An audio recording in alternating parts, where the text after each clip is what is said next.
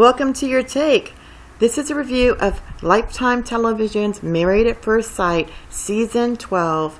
This series focuses on couples that are put together by experts and matched and married at first sight.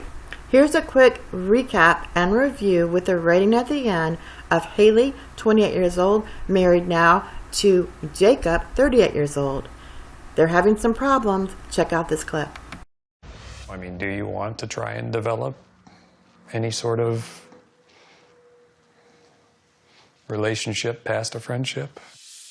I would like to try and develop something. I mean, we don't know what we don't know. He comes back to the conversation that we had about attraction, and I know that it takes work, but he hasn't even given me the chance to potentially build that connection. It's very frustrating for me. I mean, I think something could grow. But then you, took last night for kind of an example. It's 9:30, hey, I'm gonna go hang out with Paige. It's great. It's so good catching up with Haley and just talking about life and our marriages. This may have been our perfect match. I know, there we go. You know, we knew it all along. Yeah. Yeah, y'all knew what y'all were doing. You know, we appreciate it. Yeah. I didn't know if you were coming back or not or whatever, and I was kind of waiting up to... I didn't know you were. You didn't tell me that. I was kind of expecting to at least try to talk a little bit last night. You didn't make it known that you wanted me to come back down, or I would have. I sent you kind of a joking text or whatever around 11, just to kind of give you the in to say, hey, gonna be out late or whatever, but... I can't read your mind. I had no clue what your expectations were because you didn't. My expectations we didn't set them. were, as I'm staying at this apartment to spend time with you and try to get to know you, and then you just take off for the night. I was just trying to give you space. Again, if you would have told me last night that you wanted to have a conversation, I 100% would have done that. You probably would have been a little combative about it. Now I'm okay, I can't do anything without you getting upset about it. No, that's how it feels. That's not because true. I did not even know that you were upset about anything that I did last night. I had no idea. That's a problem, though, in itself, I guess, of not being in a relationship for so long, to be honest with you. You're not ready for this. I signed up for this for a reason because I am ready for this. It's just, I can't just jump in and automatically be in love with you. No, that's what I think that you want. No. Hold I on, want you to be receptive. Let me finish. Go ahead. You want me to be this person that's just, it's automatic, and I'm gonna need a little bit more time than that. I'm sorry that I'm that way, but that's just kind of how I am because it has been so long since I've been in a relationship. This is hard for me. I don't know, I feel like you just don't want to go through this process vulnerable to a degree. So if you just want to maybe have a friend at the end of this and be divorced, we can keep doing what we're doing. Or if you would want to try being vulnerable, we might have a chance. Obviously, you're not even attracted to me, so it's I don't think you want to, but I don't know.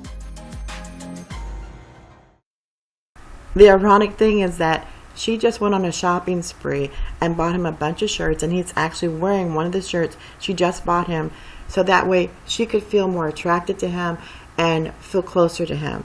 But let's go back. Let's rewind and see some of the arguments and problems they had in their past. Check it out.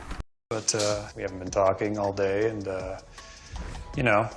I feel like Can you understand why I wouldn't want to talk to you, though, after last night? Oh, it started way before last night. Yeah. But last night was because you won't talk to me, and you are acting like you've been seeing somebody else or something, and that's why I said that. That is so insulting to me. It's that insulting is so and fine, insulting. but that's how you've been acting, and how have I been acting? I have that never way? felt like energy just completely cut off. Just tell me that you need a break. You didn't say that. You said it's a girls' night, and then it wasn't a girls' night. So the cordial thing to do would be to say, hey, we're hanging out. You want to come down? And then you didn't. Those little white lies, they add up, and I've had that situation in my past. So when you did that, it messed with me pretty good, and I lost trust. I don't like to hurt anybody's feelings, and I didn't want to tell you in that moment. Tell me. The first 2 days, I didn't we didn't know each other. We're married. I was trying to lean in, as you would say, to the situation. And then as we started to get to know each other is when I started seeing things come out that I didn't like, and that's why I started pulling away. What didn't you like? I'm really was insulted by the whole you assuming that I'm a liar. I didn't assume you were a liar. You lied. You lied. No, I did not lie. You lied. And that's the thing. This is what's killing me is you don't have accountability. I haven't been able to really eat for 2 days because this has made me upset. Okay? Well, I'm sorry. But I don't know who the experts matched me with. The first 2 days, Haley, or like actual Haley. And it's got me really frustrated right now because I don't know how we're going to actually make this work because we have completely different styles. And I told him I don't do well with people that are high-strung. And oh, am I high-strung now? Yeah, high anxiety. I love her. Now I'm diagnosed high anxiety. I feel the experts made a mistake in putting this couple together because he's way too serious and she just wants a fun, loving relationship. In this next clip, Pastor Cal comes to talk with them to discuss some of their problems in their relationship. Check out the crucial advice he gives them. Overall, Well, it's better now that, we weren't really talking much. Okay. So better now. is there anything physical or intimate between the two of you? Not currently. Yeah, not right now. Is it okay? I'm just like not a big physical touch person. Okay, what does that mean? I don't know. That's like my last love language. Did you know that? Go ahead, yes. Well, so that's been difficult for me. Because you are.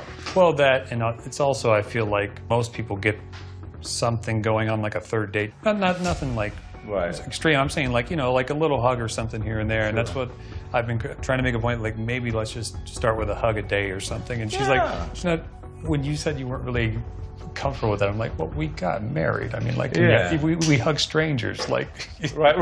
You know what I mean? Like, I hugged you guys when I walked in. so that was to me like, okay, I don't know if she actually likes me and what are we doing. So and I mean, you can understand that, can't you? I think I was kind of caught up in like the whole marriage thing the first few days. He's really touchy-feely. I am not. And so I'm like, okay, I should be doing this because we're married. And then we hit a point where we started to get to know each other a little bit more. And I was like, I'm freaking out. This is way too much for me. And so I started to pull back. And then he didn't know why I was pulling back. And then everything blew up. Okay. So as far as relationships go, this kind of stuff happens. This is not, I want you to know, this is not odd. It's not different. This is not something you would never experience in any other relationship.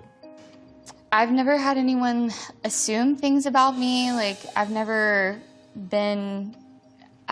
never been in a situation where it's just like, I couldn't even really get out words. Like, it was just one accusation after the next. I'm high strung, I have a boyfriend back home. Okay, the accusations, tell me why. I've had several instances of that actually, where I thought I was in a relationship, but I was actually the person that they were using to cheat on their boyfriend with. And so I would find that stuff out. Yeah. I think people screw up because they feel like arguing is an indication that there's a problem. Mm-hmm. No. Arguing is an indication that there are two people who have opinions, and we need to come together to express these opinions so we can find synergy. I get nervous about confrontation. Why? I don't want to hurt his feelings because I know that's like, I'm not trying to pick him apart as a human. Yeah, okay, fine. But you have to give yourself permission to speak your voice. Tell him how you feel. You can unload on me anytime, I'm good.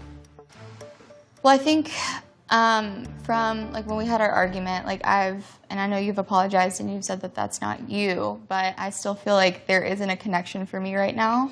And if there even was like a glimmer of one, that really like